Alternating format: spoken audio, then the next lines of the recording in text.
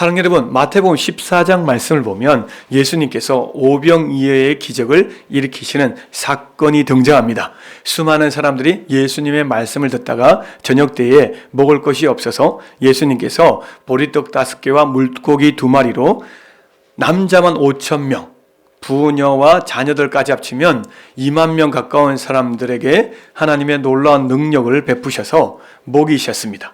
그때 많은 사람들이 깜짝 놀라서 예수님께서 우리의 물질적인, 우리의 삶의 모든 필요를 채워주실 수 있는 그런 왕이시다라고 생각해서 왕으로 모시려고 합니다. 많은 사람들이 우리의 진정한 왕은 예수님입니다 라고 외치면서 왕으로 모시려고 할 때 예수님은 군중들을 속히 집으로 가라고 돌아가라고 재촉하십니다. 그리고 예수님의 제자들도 재촉하셔서 배를 타고 건너편으로 빨리 건너가라고 말씀하시죠. 마태복음 14장 22절 말씀에 예수께서 즉시 제자들을 재촉하사 자기가 무리를 보내는 동안에 배를 타고 앞서 건너편으로 가게 하시고, 많은 사람들이 예수님을 물질의 모든 풍요를 주고 자기의 경제적인 문제를 해결해 주는 기복주의적인 왕으로 모시려고 할 때 제자들도 덩달아 거기에 동참할까 예수님은 제자들에게 속히 건너편으로 가라 말씀하십니다. 예수님의 말씀을 듣고 순종하기는 하는데 제자들은 영문도 모르는 채 막 배를 타고 가죠. 배를 타고 얼마 못 가서 어떤 일이 벌어집니까? 큰 풍랑이 몰아치기 시작합니다. 제가 갈릴리 바다를 가봤었는데요. 남북의 길이가 20km 이상, 그리고 동서의 길이가 13km 이상이 되기 때문에 그야말로 바다와 같은 곳입니다. 그리고 홀몬산 높은 계곡에서 내려오는 그 풍랑이 태풍이 되어서 많은 배들을 파산시키고 많은 사람들이 죽어나갔던 곳이 갈릴리 호수입니다.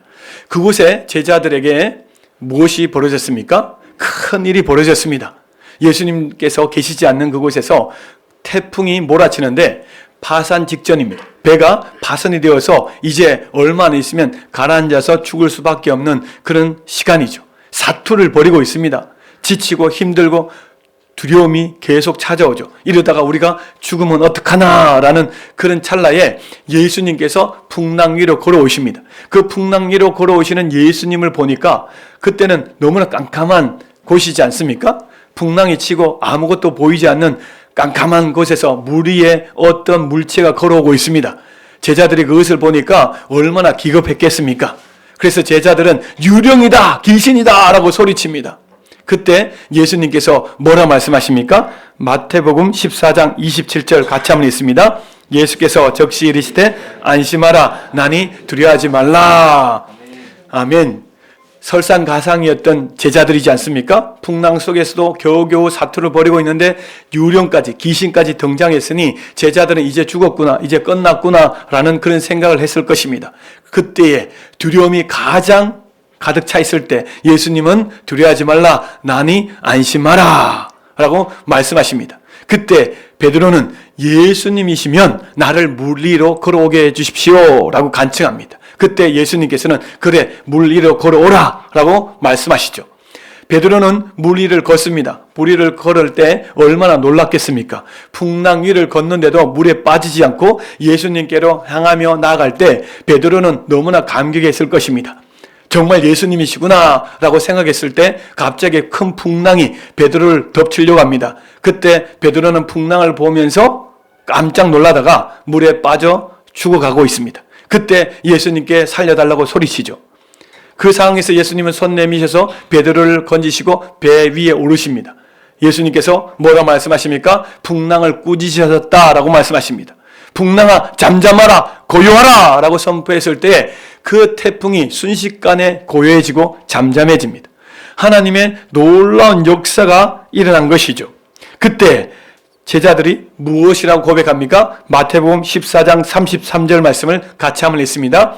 배에 있는 사람들이 예수께 절하며 이르되 진실로 하나님의 아들이소이다 하더라. 아멘. 그 풍랑 가운데 제자들은 무엇을 경험합니까? 정말 예수님이 메시아시구나. 정말 예수님이 나를 죄에서 구원하실 구세주이시구나.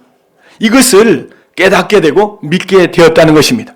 분명히 배가 흔들리고 파손되어지고 얼마 안 있으면 죽을 것 같은 그런 상황이었는데 그 상황 속에서 예수님이 오시니까 순식간에 풍랑이 잠재워지고 예수님이 누구이신지를 제대로 알게 되었다는 것이죠. 사랑하는 여러분, 이 배 위에 있었던 제자들의 모습이 오늘날 우리 대한민국의 모습과 비슷하다라고 저는 생각을 하게 되었습니다. 지금 우리 대한민국은 계엄령 선포로 인하여서 온 국민이 두려워하고 무서워하고 가슴이 떨리고 요동치는 그런 정국을 보게 되죠. 아직도 그 충격과 두려움 속에서 헤어나오지 못하는 국민들이 너무나 많다라는 뉴스를 계속 보게 됩니다.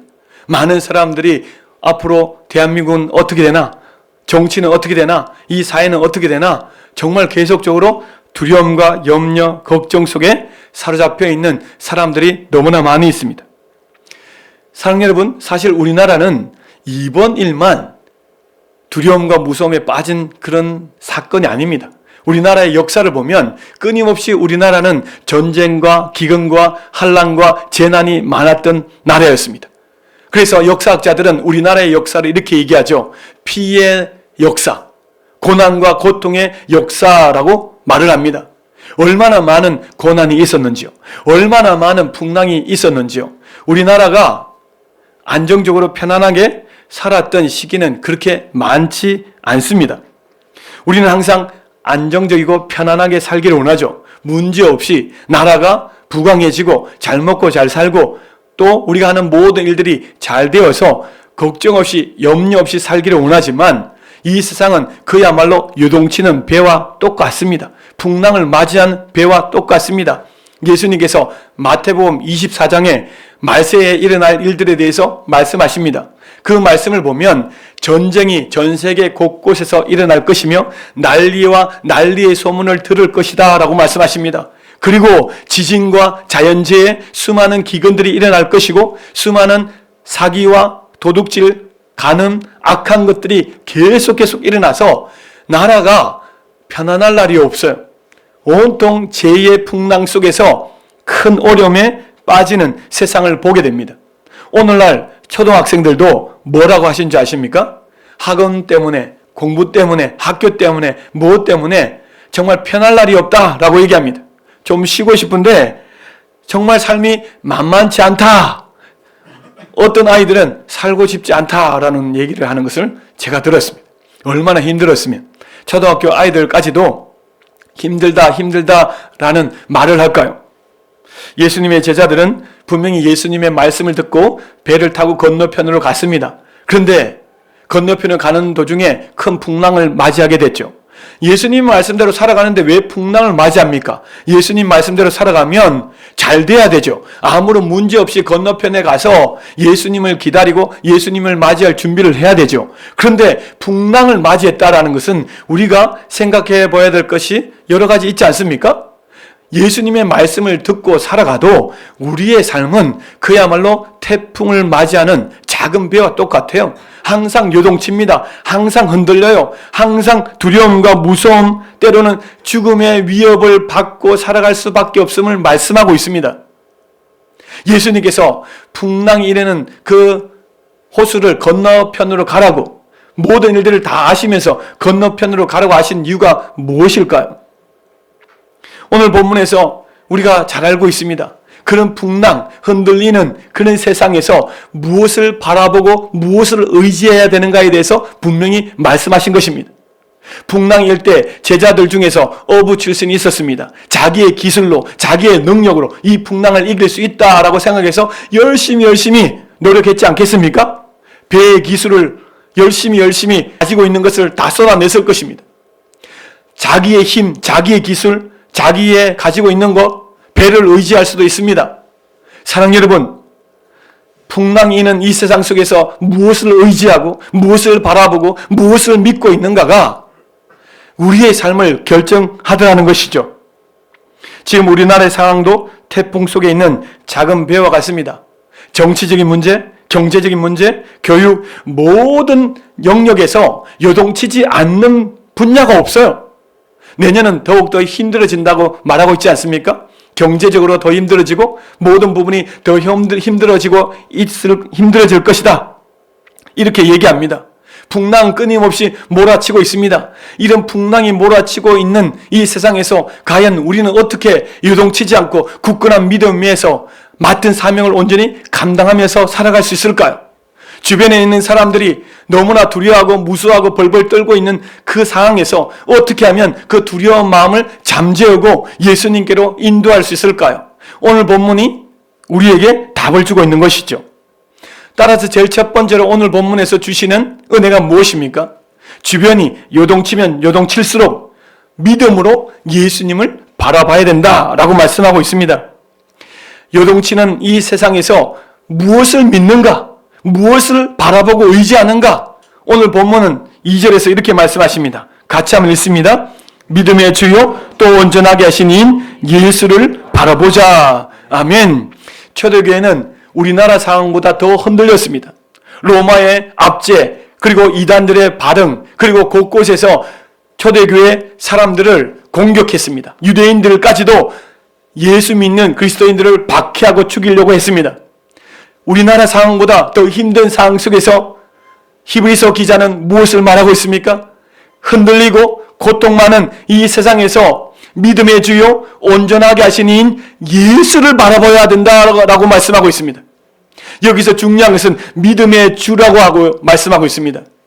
믿음의 주인, 이 믿음을 통해서 예수님을 바라볼 수 있다라는 것을 말씀하죠. 우리의 육신의 눈은 물질적인 세계를 봅니다. 물질적인 세계를 보는 사람들은 물질 세계가 전부라고 생각합니다.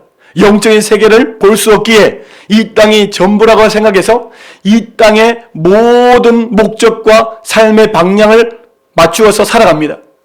보이는 것이 전부이고 보이는 것을 가지고 누리고 보이는 것을 통하여서 만족과 행복을 누리려고 합니다. 이런 사람은 보이는 세상이 흔들리면 그 사람의 마음도 흔들립니다. 그 사람의 생각과 가치관도 막 흔들립니다. 그 삶이 불안하고 두렵고 무서워집니다.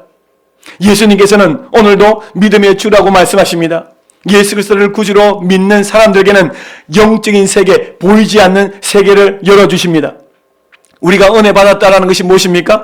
은혜 받았다라는 것은 조금 전까지만 해도 이 육신의 눈으로 물질적인 세계만 보였는데 이제 영적인 세계, 예수 그리스도를 만나게 되고 알게 되는 것을 말하고 있어요. 자, 여기서 바라보다라는 단어가 중요합니다. 여기서 바라보다라는 단어는 헬라어로 아포라오라는 단어예요. 주목하다, 집중하다, 그리고 고정하다라는 단어인데 이 단어의 깊은 의미는 무엇이냐면 이전에는 내가 세상 가운데 어떤 것을 바라보고 어떤 것을 의지하며 살았어요. 그런데 그것보다 더 중요하고 귀하고 가장 본질적인 것을 내가 바라보고 쳐다보게 되었다는 것입니다. 이전까지 세상의 그 어떤 것을 바라보다가 가장 중요한 것, 내 삶의 모든 것을 내 삶의 목표와 목적을 완전히 바꿀 수 있는 존재를 바라볼 때 쓰는 단어라는 것이죠. 이전보다 더 중요한 것, 이전보다 더 가치 있는 것, 이전보다 비교할 수 없는 인생의 목표와 목적을 찾아서 그곳에 고정시키는 것을 말하고 있습니다. 사랑하는 여러분, 히브리서 12장은 11장과 연계되어 있습니다. 히브리서 11장은 무슨 장입니까? 믿음 장입니다. 수많은 믿음의 사람들이 예수 그리스도를 믿음으로 말미암아 이 세상을 극복하고 이겨내었음을 말씀하고 있죠. 우리가 믿음의 선진들의 이야기를 계속 들으면서 이 사람들도 예수 그리스도를 믿음을 통하여서 승리하였구나라는 것을 알게 됩니다. 자, 오늘 우리가 이 세상을 살아가는 동안 끊임없이 세상 사람들이 또 여러 악한 것들이 세상을 바라보라, 세상에 재미있는 것을 바라보라, 세상에 즐거운 것을 바라보라, 세상에 일어난 일들에 대해서 고정시켜라 라고 계속 얘기합니다. 얼마나 많이 세상 것을 바라보게 하는지, 다음 세대 아이들뿐만 아니라 요즘 장년들도 핸드폰을 바라보는 시간이 너무나 많아져요. 세상을 바라보고 있다는 것이죠. 예수님을 찾고 예수님께 나아가기보다 세상 사람들은 예수 외에 다른 것에 계속 집중하게 하고 있습니다. 흔들리는 세상에 집중하게 해요. 그러니 사람들은 더욱더 불안하고 두려워집니다. 잠을 제대로 잘 수가 없어요. 세상의 소식을 들으면 들을수록 어떻습니까? 마음이 뒤숭숭해지고 마음이 불안해지고 혹시나 무슨 큰일이 벌어지지 않을까 봐 그 마음이 얼마나 힘드는지 아직도 밤잠을 설레면서 이 나라를 위해서 걱정하는 사람이 많다고 하는데요. 물론 걱정해야 되는 거 맞죠? 무엇을 믿고 기도하면서 나아가는가? 여러분, 예수님께서 오늘 우리에게 뭘 말씀하십니까? 제자들은 풍랑을 바라봤습니다. 풍랑 위에 예수님이 오시는데도 예수님으로 믿지 않았습니다.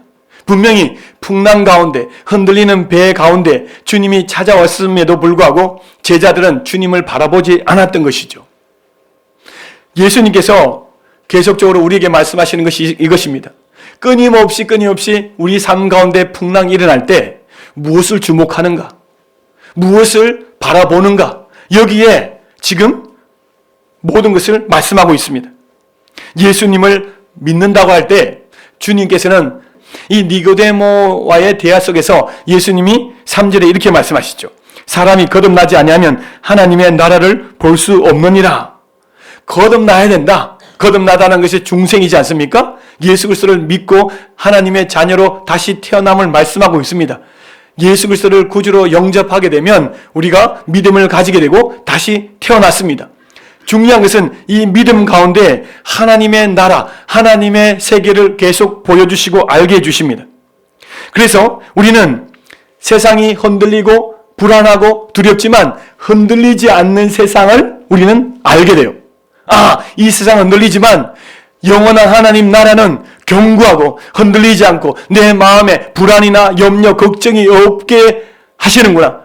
내 마음이 요동하지 않고 흔들리지 않는 곳은 바로 하나님 나라예요. 하나님 나라를 더욱더 소망하게 하시는 것입니다. 여러분, 계속 세상은 요동칠 것입니다. 그럴 때마다 이 세상은 요동치지만 주님께서 요동치는 이 세상 가운데 예수 그리스도를 믿게 하시고 흔들리지 않는 그 영원한 나라를 더욱더 사모하게 하신다는 것을 우리는 붙잡아야 돼요. 예수님께서 이 땅에 오신 이유가 무엇입니까? 예수님께서는 이 땅에 오셔서 이 땅에서 염려하고 걱정하고 근심하는 자들에게 이렇게 말씀하십니다. 무엇을 먹을까? 무엇을 입을까? 무엇을 마실까? 염려하지 마라. 왜? 마태복음 6장 33절 같이 한번 읽겠습니다. 너희는 먼저 그의 나라와 그의 의를 구하라. 그리하면 이 모든 것을 너희에게 더하시리라. 아멘. 우리는 항상 무엇을 입고 마시고 무엇을 가질까 계속 세상을 바라보면 내 마음은 항상 불만족과 두려움과 무서움에 요동칠 수밖에 없어요. 그런데 하나님께서는 이 모든 것을 너에게 더하시는데 하나님의 나라, 흔들리지 않는 견고한 하나님의 나라를 믿고 나가면 예수 그리스도를 바라보게 되면 내 마음이 불안하고 두렵다가도 주님께서 내 마음을 붙들어 주심을 말씀하고 있습니다. 이 세상은 온통 염려의 풍랑이 몰아치고 있어요. 두려움의 풍랑이 몰아치고 있어요. 물질의 풍랑이 몰아치고 건강의 풍랑이 계속 몰아치고 있습니다. 몰아치면 칠수록 우리는 그 풍랑을 이겨낼 수가 없어요. 예수님을 바라보고 예수님께서 제시하는 그 하나님 나라를 붙잡으셔야 돼요. 주님을 만나야 요동치는 이 세상 가운데 우리는 흔들리지 않는 거죠.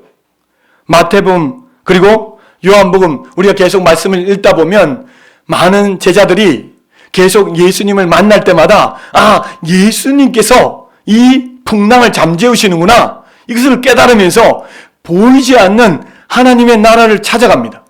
고린도후서 4장 18절 말씀 우리 같이 한번 읽습니다. 우리가 주목하는 것은 보이는 것이 아니요 보이지 않는 것이니 보이는 것은 잠깐이요 보이지 않는 것은 영원함이라. 아멘. 여러분, 눈에 보이는 것은 잠깐이고 보이지 않는 것은 영원함이다 라고 말씀하고 있지 않습니까? 예수님께서 풍랑 가운데 찾아오시지만 예수님을 발견하지 못해요. 믿음의 눈으로 예수님을 찾지 못했습니다.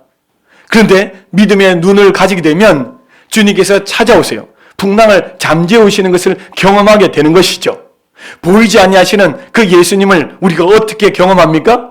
믿음으로 하루하루 살아갈 때 주님께서는 찾아오시고 풍랑을 잠재우시는 것을 경험하게 해주십니다. 할렐루야. 오늘 우리가 하루하루 살아가면 살아갈수록 내 마음이 언제 요동치는지 몰라요. 이렇게 막 계속 왔다 갔다 해요. 언제 또 풍랑이 불고 언제 또 잠잠해지고 우리의 마음은 알 수가 없어요. 그럴 때마다 예수님이 잠재워 주셔야 돼요. 예수님이 내 마음을 잠재워 주셔야 내가 요동하지 않습니다. 앞으로 우리나라 전국이 어떤 일이 벌어질지 몰라요. 더욱더 많은 사람들이 두려워하고 무서워하고 벌벌 떨 수도 있습니다. 이럴 때일수록 우리는 무엇을 해야 됩니까? 주님을 바라보시고 주님 앞에 내 마음을 내놓으셔야 돼요. 두려운 마음을 잠재워 달라고 기도하시기 바랍니다. 주님을 통하여서 우리가 하나님의 역사를 보게 해달라고 기도하셔야 돼요. 믿음으로 예수님을 바라본다는 것은 영적인 눈이 열렸다는 거예요. 영안이 열리게 되면 어떻게 됩니까? 예수님이 행하시는 일들을 보게 됩니다. 예수님이 행하시는 일들을 보게 되면 우리는 흔들리지 않습니다. 왜 제자들이 막 사투를 벌이고 막 요동을 쳤습니까? 예수님이 보이지 않았기 때문에. 믿음의 눈을 가지면 이 흔들리는 전국 속에서도 예수님이 역사하고 계심을 보시게 될 것입니다. 분명히 예수님의 일하심을 경험하시게 되십니다. 분명히 주님께서는 죄악을 드러나게 하시고 잘못된 것을 바로잡으시고 정의와 공의로 이 세상을 다스리게 하실 것입니다. 오늘 본문 두 번째로 주시는 은혜가 무엇입니까? 허다한 믿음의 정인들이 세상에서 예수님을 바라보고 승리했다는 거예요. 우리뿐만 아니라 허다한 믿음의 정인들도 요동치는 이 세상에서 믿음으로 예수님을 바라보며 승리했다는 것. 구약과 신약에 수많은 믿음의 사람들이 등장하죠. 그 사람들이 어떻게 이겼습니까? 어떻게 승리했습니까? 그 사람들 또한 풍랑 속에서, 고통 속에서, 환난 속에서 예수님을 통하여 승리했음을 말씀하고 있어요. 1절 말씀 같이 한번 읽습니다. 우리에게 구름같이 둘러싼 허다한 정인들이 있으니, 우리에게 구름같이 둘러싼 허다한 정인들이 있다.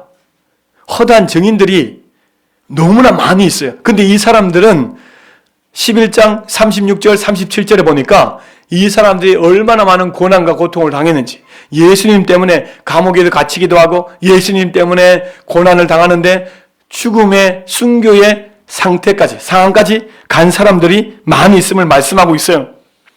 믿음장에 수많은 사람들이 예수님을 통하여서 고난을 받았지만, 그런데 이 믿음장에 나오는 사람들이 실패했다는 말이 하나도 없어요.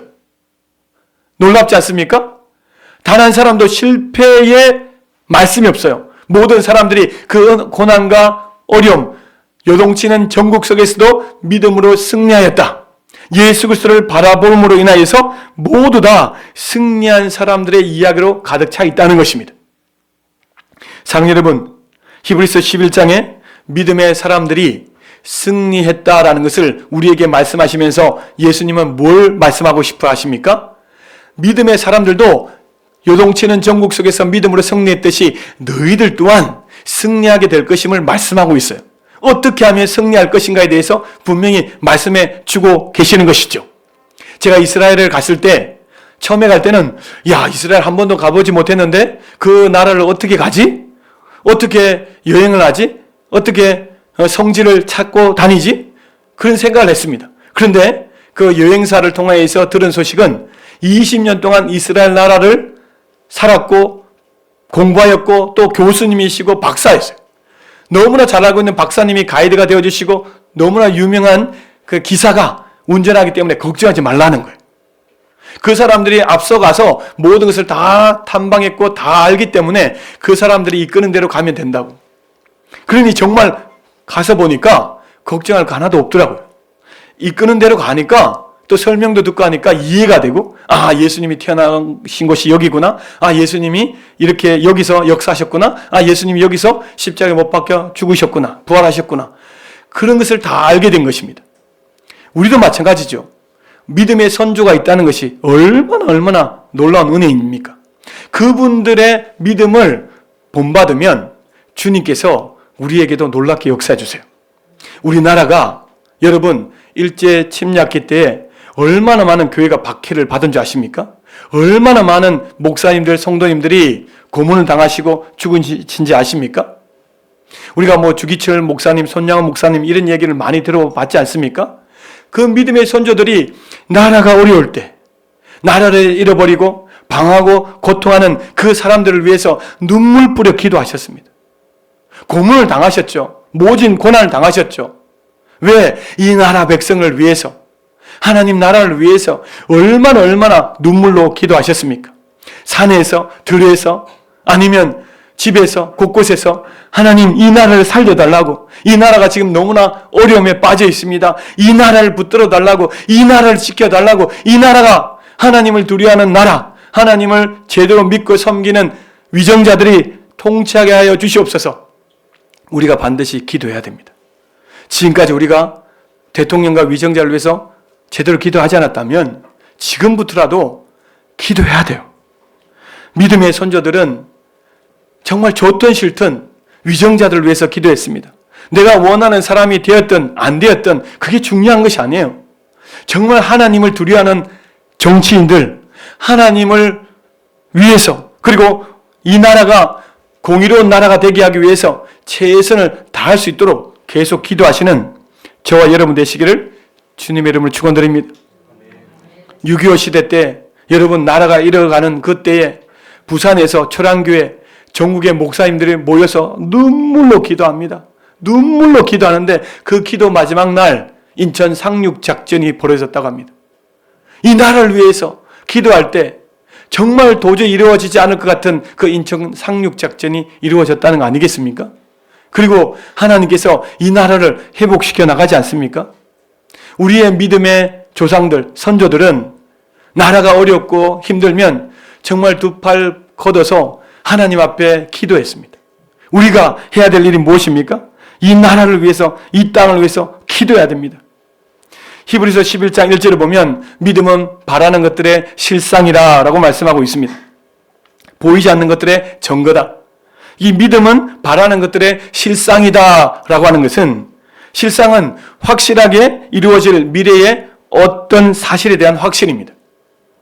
실상은 다른 것이 아니라 예수님께서 약속하셨는데 그 약속한 것을 분명히 이루어 주실 것임을 말씀하고 있는 것이죠.